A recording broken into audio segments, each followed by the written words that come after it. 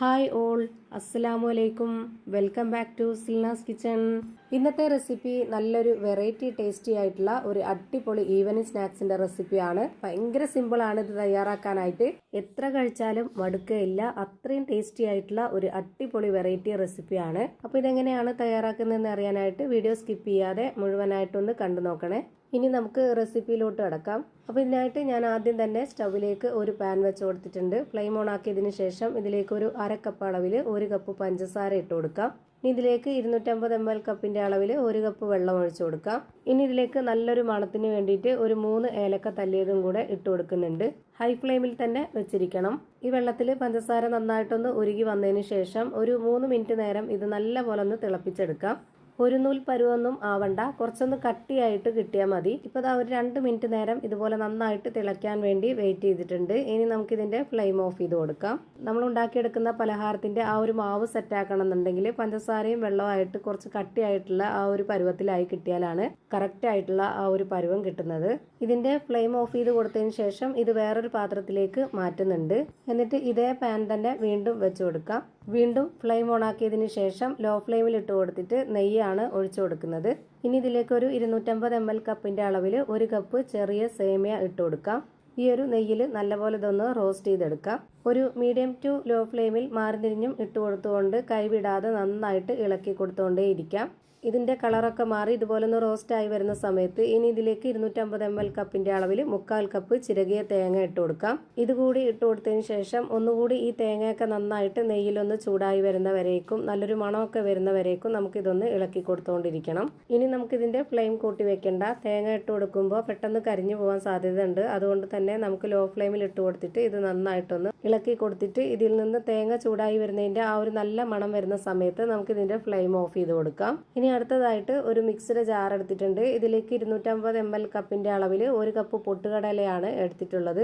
ഇത് മുഴുവനായിട്ടും ഈ ഒരു ജാറിലേക്ക് ഇട്ട് കൊടുത്തിട്ട് ഇത് നന്നായിട്ടൊന്ന് പൊടിച്ചെടുക്കാം. പൊടിച്ചെടുത്തതിന് ശേഷം ഇതൊന്ന് മാറ്റി വെച്ചേക്കണം. അടുത്തതായിട്ട് ഒരു കാര്യം കൂടി ചെയ്യാനുണ്ട്. ഇനി നേരത്തെ തയ്യാറാക്കിയ ആ ഒരു ഷുഗർ സിറപ്പിലേക്ക് ഒരു 2 സ്പൂൺ അളവിൽ പാൽപ്പൊടിയാണ് ഇട്ട് കൊടുക്കുന്നത്. ഇതുപോലെ വലിയ സ്പൂൺ അളവിലാണ് ഇട്ട് കൊടുത്തിട്ടുള്ളത്. ഇനി ഇത് നന്നായിട്ടൊന്ന് ഇളക്കി യോജിപ്പിച്ച് കൊടുക്കാം.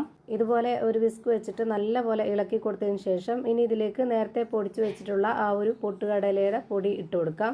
ഇനി ഇതിന്റെ മധുരത്തിനെ ഒന്ന് ബാലൻസ് ചെയ്യാനായിട്ട് ഒരു നുള്ള് ഉപ്പും കൂടെ ഇട്ട് കൊടുക്കുന്നുണ്ട്.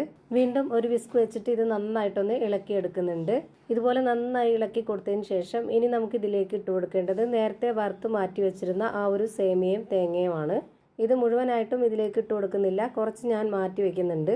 ഈ വീഡിയോ കണ്ടുകൊണ്ടിരിക്കുമ്പോൾ തന്നെ സിൽനാസ് കിച്ചൺ ചാനൽ ആദ്യമായിട്ട് കാണുന്നവരും ഇതുവരെയും കണ്ട് സബ്സ്ക്രൈബ് ചെയ്യാത്തവരും പ്ലീസ് ഒന്ന് സബ്സ്ക്രൈബ് ചെയ്തേക്കണേ.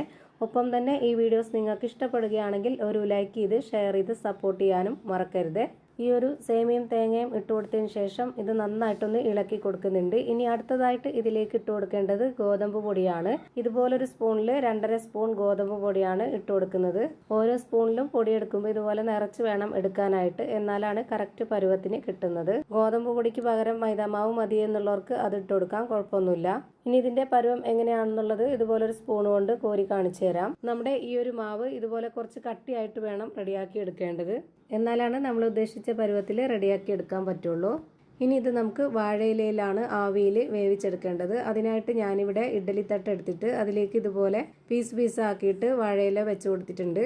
വാഴയിലയിൽ വേവിക്കുന്നതിൻ്റെ ആ ഒരു കറക്റ്റ് ഫ്ലേവർ കിട്ടാൻ വേണ്ടിയിട്ടാണ് ഇങ്ങനെ ചെയ്യുന്നത്. ഇനി ആ ഒരു ഫ്ലേവർ ഇഷ്ടമല്ലാത്തവർക്ക് ഏതെങ്കിലും കറി ബൗളിലോ ഈ ഇല മാറ്റിയിട്ട് സാധാരണ ഇഡ്ഡലി തട്ടിന്റെ കുഴിയിലോ അല്ലാന്നുണ്ടെങ്കിൽ ഏതെങ്കിലും സ്റ്റീൽ പാത്രത്തിലോ വേവിച്ചെടുക്കാവുന്നതാണ്. അതൊക്കെ ഓരോരുത്തരുടെ ഇഷ്ടത്തിനനുസരിച്ച് ചെയ്തിട്ടെടുക്കാം. ഞാനിപ്പോൾ ഈ ഒരു വാഴയിലയിൽ കുറച്ച് നെയ്യൊന്ന് സ്പ്രെഡ് ആക്കിയതിന് ശേഷം നേരത്തെ വറുത്ത് മാറ്റി വെച്ചിരുന്ന ആ ഒരു സേമിയയും തേങ്ങയും കൂടെ ഇട്ട് കൊടുത്തതിന് ശേഷമാണ് ഈ ഒരു മാവ് ഒഴിച്ചു കൊടുത്തിട്ടുള്ളത്. ഞാനിപ്പോൾ ഈ ഒരു മാവിൻ്റെ കണക്ക് നോക്കാതെ പെട്ടെന്ന് തന്നെ ആദ്യത്തെ ഈ ഒരു തട്ടിൽ കുറച്ച് ഒരുപാട് ഒഴിച്ചു കൊടുത്തിട്ടുണ്ട്. അടുത്ത തട്ടിൽ അപ്പോൾ കുറച്ച് ഒഴിച്ചു കൊടുക്കാനേ ഉള്ളായിരുന്നുള്ളൂ. അപ്പോൾ നിങ്ങൾ മാവ് എടുത്ത് ഒഴിച്ചു കൊടുക്കുമ്പോൾ കറക്റ്റ് എല്ലാത്തിലും ഒരേ പരുവത്തിൽ കിട്ടണമെന്നുണ്ടെങ്കിൽ ആദ്യം തന്നെ ആ ഒരു മാവിൻ്റെ കണക്കനുസരിച്ച് നോക്കിയിട്ട് എല്ലാത്തിലും ഒഴിച്ച് കറക്റ്റ് ആക്കിയാൽ മതി. ഞാനിപ്പോൾ ഇത് വേവിച്ചെടുക്കാനായിട്ട് ഇഡ്ഡലി ചെമ്പിൽ കുറച്ച് വെള്ളം വെച്ചതിന് ശേഷം നന്നായിട്ടൊന്ന് ചൂടായിട്ട് വന്നപ്പോൾ ആദ്യത്തെ തട്ട് വെച്ച് കൊടുത്തിട്ടുണ്ട്. ഇനി രണ്ടാമത്തെ തട്ടിലും കൂടെ ഈ ഒരു മാവ് ഒഴിച്ചു കൊടുത്തതിന് ശേഷം ഇതൊന്ന് അടച്ചു വെച്ച് വേവിച്ചെടുക്കാം. ഒരുപാട് സമയമൊന്നും വേണ്ട ഇത് വെന്ത് കിട്ടാനായിട്ട്. ഒരു 20 മിനിറ്റ് ആകുമ്പോഴേക്ക് നമുക്കിത് കറക്റ്റ് പരുവത്തിന് വെന്ത് കിട്ടും. ഇത് വെന്തോന്ന് അറിയാനായിട്ട് ഒരു ടൂത്ത് പിക്ക് കൊണ്ടോ അല്ലെങ്കിൽ ഒരു സ്പൂണിൻ്റെ ബാക്ക് വശം കൊണ്ടോ ഒന്ന് കുത്തി നോക്കിയാൽ മതി. അപ്പോൾ ഇതിൽ ഒട്ടിപ്പിടിക്കുന്നില്ല എന്നുണ്ടെങ്കിൽ ഇത് വെന്തു എന്നാണ്. അപ്പോൾ ഇതാ ഭയങ്കര ടേസ്റ്റി ആയിട്ടുള്ള നല്ല സിമ്പിൾ ആയിട്ടുള്ള ഒരു അടിപൊളി പഞ്ഞ് പോലത്തെ ഒരു ഈവനിങ് സ്നാക്സ് ആണ് റെഡിയായി കിട്ടിയിട്ടുള്ളത്. കുട്ടികൾക്കും വലിയവർക്കൊക്കെ ഒരുപോലെ ഇഷ്ടമാവുന്ന നല്ല ടേസ്റ്റി ആയിട്ടുള്ള ഒരു പലഹാരമാണ്. ഇതിൻ്റെ അകം എങ്ങനെ ഇരിക്കുന്നതെന്ന് അറിയാനായിട്ട് ഇതൊന്ന് പൊട്ടിച്ച് കാണിച്ചു തരാം. അപ്പോൾ ഇത്രയേ ഉള്ളൂ ഇന്നത്തെ വീഡിയോ ഇഷ്ടമായാൽ ലൈക്ക് ചെയ്യാനും കമൻറ്റ് ചെയ്യാനും ഷെയർ ചെയ്യാനും മറക്കരുത്. അതുപോലെ തന്നെ ഞാനിടുന്ന പുതിയ വീഡിയോസ് നോട്ടിഫിക്കേഷനായിട്ട് കിട്ടുന്നതിന് വേണ്ടി സബ്സ്ക്രൈബ് ചെയ്ത് ബെല്ലൈക്കൺ അമർത്തി അതിൽ ഓൾ എന്ന ഓപ്ഷൻ എനേബിൾ ചെയ്ത് കൊടുക്കാനും മറക്കരുത്. പുതിയൊരു വീഡിയോയുമായി വീണ്ടും വരും. Thank you for watching.